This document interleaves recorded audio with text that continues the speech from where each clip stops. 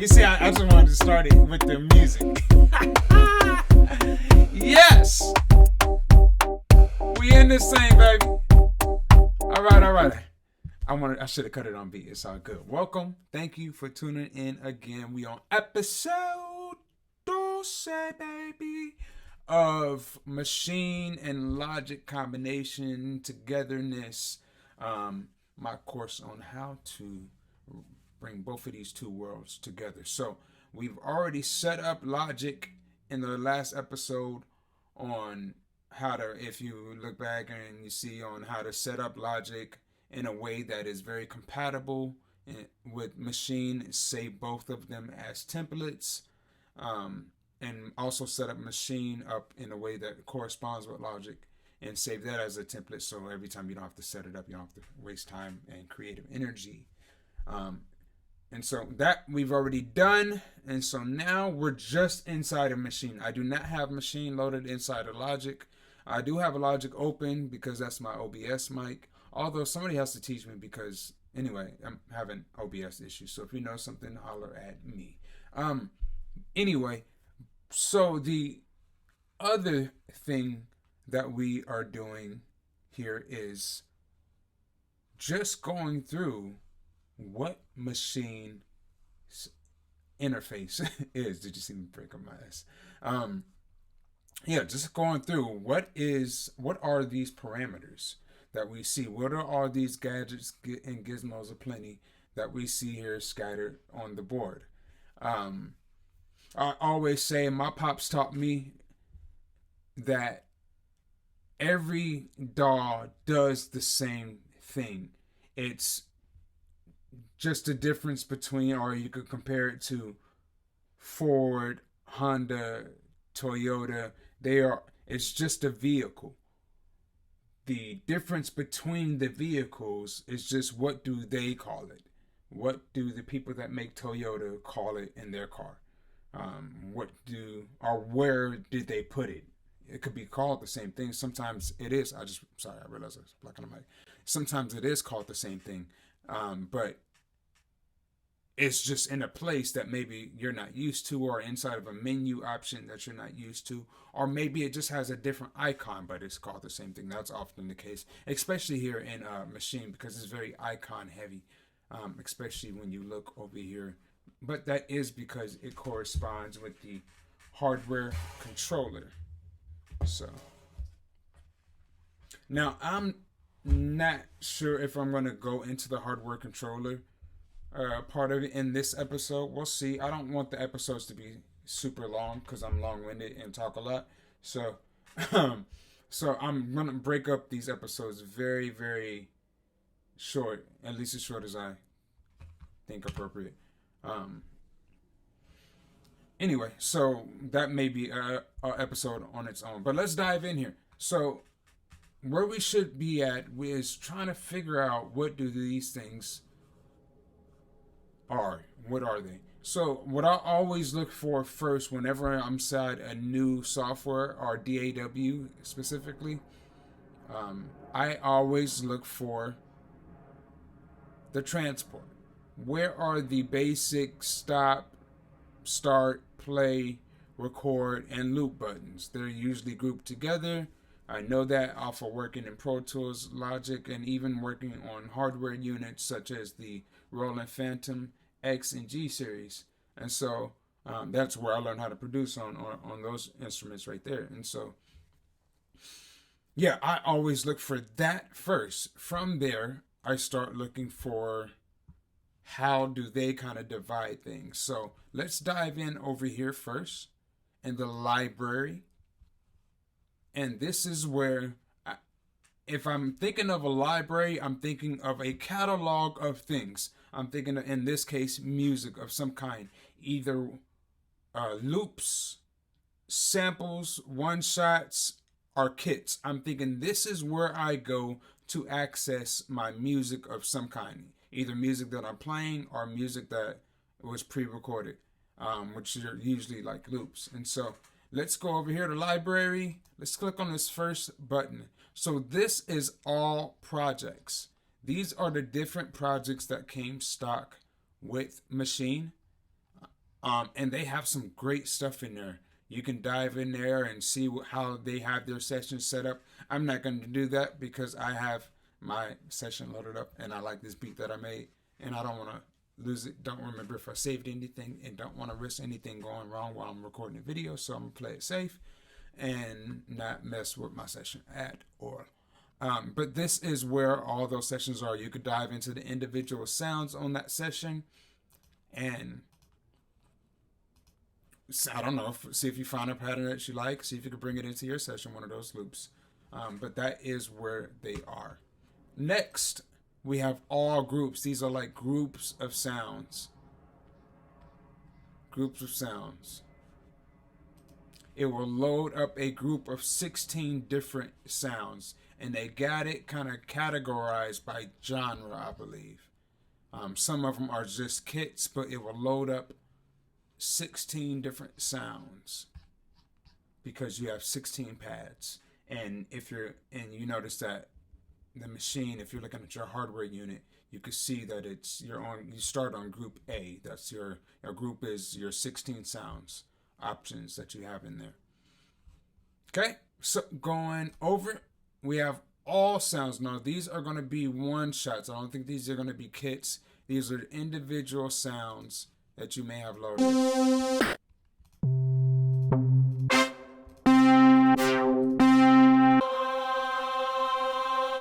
So that's all sounds. You can load those individual sounds by clicking load on your hardware, on your machine, or double clicking here in the software, and it will load that sound. Moving over, we have instruments. Now these are similar to groups. Some of these may take up one pad, and some of them may take up all 16 pads.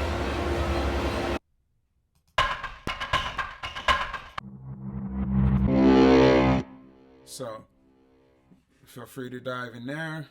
It's pretty cool. Effects. These are like more effects that you could drag over already existing sounds. So if you have something already loaded, and you could drag an effect on top of it and see how it sounds. Loops. These are pre-recorded loops. And I want you to pay attention to something when we're looking at the loops.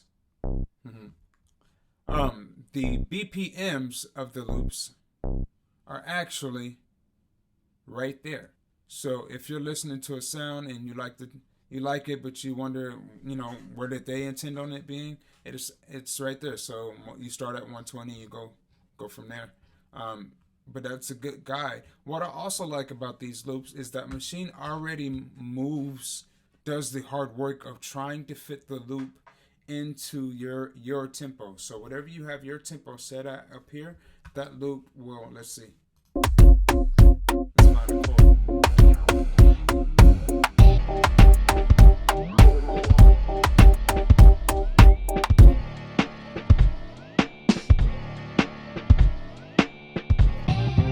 So you see my tempo is at 100 BPMs, and this is meant to be played at 77 BPMs. These are audio loops, so I think it's so dope that it automatically chops it up or moves it in the algorithm to make it fit into the tempo that you have loaded. So that's pretty dope.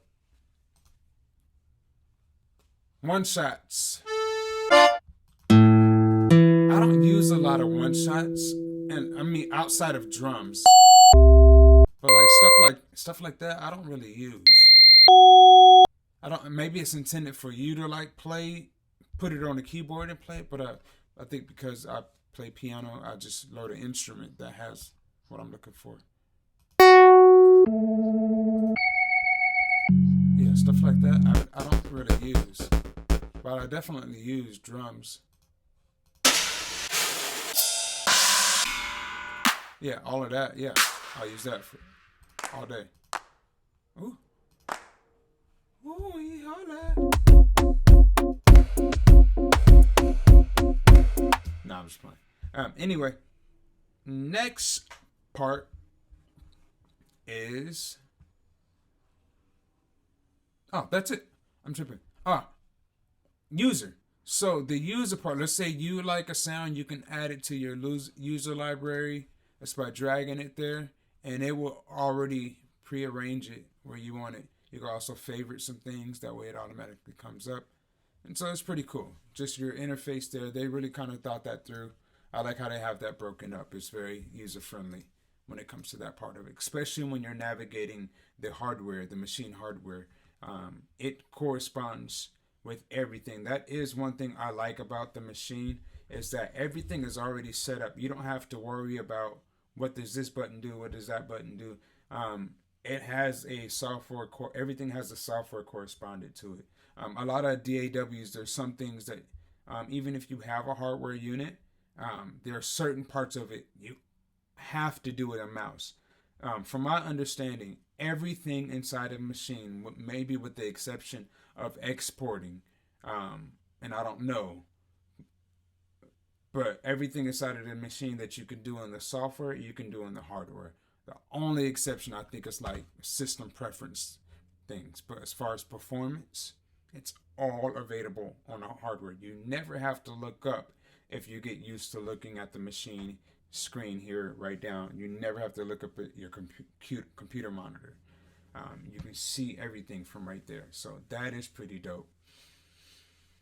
And so we have that. Last thing I want to touch base on here in the machine is how it's broken up. So I know, like, for my Logic and Pro Tools users, um, we're probably used to a very similar interface where you have your arrangement menu, and that's the dominant screen that we see. Yes, over to the left we have our menu options, or as far our library options, similar to how Machine has it over here. And even in our, I think I have Logic. Yeah, I have Logic pulled up, and our mixer window is very similar to what we have here inside of Machine as well. I think that Logic's is a little bit more user friendly when it comes to the mixer, but that's just my personal opinion. What I always tell people, for a while, for a little bit, stick to one situation, one DAW, and master it. And then once you get to a good place of familiarity with that, then yeah, sure, try and take on another one and see how that works out and get used to that one. And so for me as an engineer, it helps to know a few different platforms, because you never know when you'll be called to work on something, and who knows, you may have to bring your laptop with you that doesn't have the sound array that you have on your home computer. That's the situation I'm often in. And so if you know how to get around on the software that you do have, or have maybe some other software, it's just good, just having different options. Or maybe you get pulled into a studio you're not familiar with, and you don't have any of your home equipment with you. To If they have Machine and that's all they have, to know that you can still get down on that, it's dope. You won't be intimidated by whatever anybody else's setup is. So I walk confidently into a lot of studios, or different music creating sessions, very confident that whatever it is, if it's, I don't care if it's a Casio keyboard, some bongos, I'll find my place. I'll find my place there. And so, yep. So let's keep diving in. So the way that Machine is broken down is very similar to MPC, or what we call step recording. That's where you focus on a loop, just a 16 bar loop, and you use the different patterns that you create in those loops to outline your verses, your choruses, and all of that. And you arrange those different patterns in the song arrangement. In Logic, we do the same thing. We're just not confined to the 16 bar loops initially. You can break that rule inside a Machine, but then they become very, very long patterns, and it's just, and that part of it isn't user friendly, but it's not made for that type of recording, I don't believe. And so I think the idea is, with a situation like Machine, is that you create your song, you outline your loops and all of that. You give it as much detail in there as you want to, but eventually you bring it into a system like Logic or Pro Tools, where you add the final touches, maybe some swells that aren't as easy to put in a random spot there are maybe sound effects that, you know, sometimes in hip hop music we got cars driving off or somehow maybe gunshots and all that kind of stuff. So um, subways and all that kind of thing.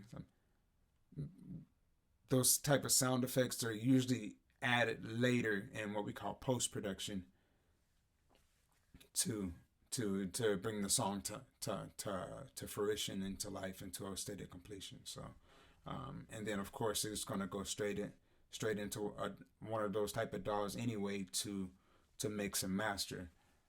So it's usually still gonna, regardless, some way, somehow you're gonna have to export outside of Maschine and bring it into another DAW. But that is just the way the cookie crumbles. I think Maschine is a great tool nonetheless. So the way they do it is, in, like I said, traditional step sequencing, where you have the, just like I guess in the government we have the, I don't know, the executive branch of government. We have the, or I guess you could say like president, governor, mayor. That's the way they kind of have it as well. You have the scene, and inside of the scene is where you have the pattern, and inside of the pattern is where you have the group, and each group has 16 sounds, you know. And so, I'm sorry, inside of the pattern is where you have the sounds, and so that group of 16 sounds is a group, and you can have up to 8 groups inside of Maschine, because you have on your hardware unit you see you have group A through H, and so that tells you that inside of each group you have up to 16 sounds. So that's pretty cool. The difference between that and like a Logic or Pro Tools is that both of those type of DAWs are up to like unlimited sounds now, so you can have 120 sounds in there. That'd be insane. Nobody would ever do that, especially in just focusing on instrumentation. So that is all we're gonna go over today. I guess some other key points are that you want to know is where is your quantization, which is up here. Of course, your time signature, your tempo, your metronome. Okay, so those are different things. And that's just to make sure you link to your machine, or if there's another MIDI thing you need to link to and start setting, that's where you do that at.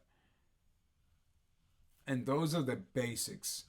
Like I said, your swing, I don't know what that does.